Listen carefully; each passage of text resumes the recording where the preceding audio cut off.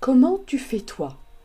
Cette émission vous est présentée dans le but de démystifier et mieux appréhender l'approche de communication d'entreprise, globale et digitale, d'en comprendre ses langages et ses enjeux. Bonjour, je suis Christelle Hébert, experte en stratégie de communication. Forte d'un long parcours dans la presse écrite, c'est ce qui m'a conduite à mixer le marketing et les médias. Aujourd'hui, l'émission Comment tu fais toi se questionne sur la façon d'aborder les médias sociaux. Je vous propose 6 choses importantes à retenir pour vous permettre de bien aborder les médias sociaux.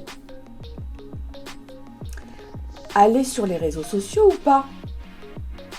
C'est évident, aujourd'hui, il faut être présent sur ces médias. Mais comment? Et avec quelle stratégie marketing? Une chose est sûre, les marques savent toutes qu'elles devront adopter une stratégie de marketing social. Le vrai problème, c'est que la société en général et les consommateurs ont évolué beaucoup plus vite que les entreprises. Si nous abordons les médias sociaux comme les canaux de communication, l'une des règles est de conserver constamment l'intérêt des lecteurs. L'entreprise vit à son propre rythme, autour de ses moments forts, salons, séminaires, cycles de vente, thématiques sectorielles, promotions, etc., etc. Les réseaux sociaux constituent un changement de statut pour les entreprises. Elles doivent désormais prendre la parole, produire du contenu. Blog par exemple, vidéo, e-book, webinar, mais répondre aussi aux commentaires et autres réactions des internautes. C'est ce qu'on appelle du community management, et cela place l'entreprise dans une posture réactive qu'elle apprécie généralement peu. En effet, le registre d'expression de l'entreprise est davantage celui du rationnel. C'est l'institution qui parle, alors que celui de l'internaute est plus d'ordre émotionnel, car provenant de son vécu, de sa propre personnalité, de ses expériences. Un registre que peu d'entreprises maîtrisent en fait. Pourtant, les réseaux sociaux constituent une formidable opportunité pour les marques. Celles-ci doivent prendre part à la conversation sociale pour gérer leur e-réputation. De ce fait, les réseaux permettent de nourrir le contenu de marque, de se rapprocher de ses publics, de renforcer le lien, de prendre l'avantage aussi sur la concurrence pour répondre à une problématique du consommateur ou le mettre en confiance sur la démarche qualitative de l'entreprise. Ok, mais on s'y prend comment concrètement? Il est primordial de commencer par définir des objectifs. Les bases de votre stratégie dépendent avant tout de votre but. Votre entreprise a décidé de se lancer dans les médias sociaux et vous êtes responsable de la stratégie marketing. Quel est votre premier réflexe? Créer une page Facebook et l'alimenter partiellement quand vous avez le temps? Là, vous êtes dans de l'auto-sabotage. Pourtant, comme vous le faites, vous pensez que vous faites bien. Erreur de parcours. C'est un métier qui s'apprend pour se maîtriser.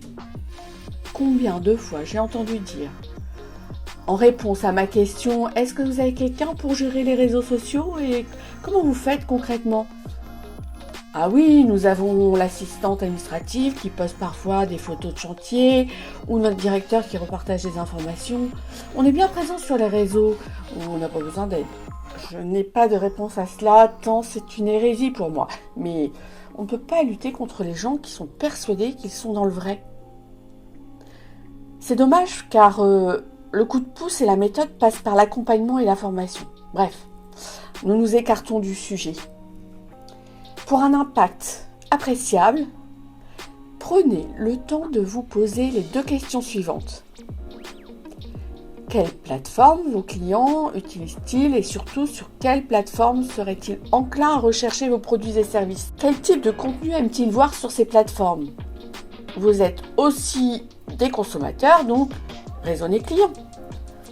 Posez-vous la question, est-ce que mes clients veulent réellement voir ce type de contenu lorsqu'ils naviguent sur leur réseau? Chaque plateforme est unique et les utilisateurs le sont aussi. Pensez à vos comptes personnels. Publiez-vous le même contenu sur Twitter, Facebook et LinkedIn? Probablement pas. Enfin, je l'espère. Vous devez adapter et diversifier votre contenu autant pour le fond que pour la forme. Maintenant que vous avez décidé sur quelle plateforme mettre votre stratégie et énergie, qu'est-ce que vous faites? Eh bien, créer du contenu de qualité. Mais ça, ce n'est pas aussi facile à dire qu'à faire. Pour augmenter votre visibilité et générer du trafic, vous devez travailler à la fois sur votre contenu, donc le message de votre publication, et sur le contenant, le visuel de votre publication. En connaissant vos publics, vous pourrez créer du contenu qui rapportera davantage d'interaction et d'engagement. Il est là le but. Chaque contenu doit être créé avec une intention en tête. Exemple, persuader, informer, valider, instruire, divertir. Il est aussi une nécessité, celle de rester organisé. La constance et la régularité, c'est la base d'une stratégie des médias sociaux qui fonctionne. Et n'oubliez pas, l'authenticité, c'est la clé du succès.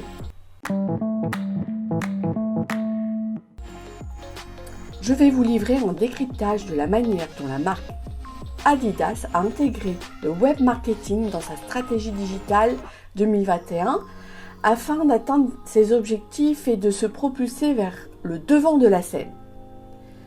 La marque Adidas, vous la connaissez, elle jouit déjà d'une très forte popularité à travers le monde entier. Cependant, avec la révolution d'Internet, Adidas a dû suivre les tendances technologiques en marquant sa présence sur Internet afin d'attirer et fidéliser ses consommateurs. Bien que la marque de sport possède déjà une forte notoriété à travers le monde entier, celle-ci utilise également les réseaux sociaux afin d'accroître sa visibilité. En cette période dominée par le social marketing, la marque est partout sur les réseaux sociaux, tels que Facebook, Twitter, YouTube, Instagram.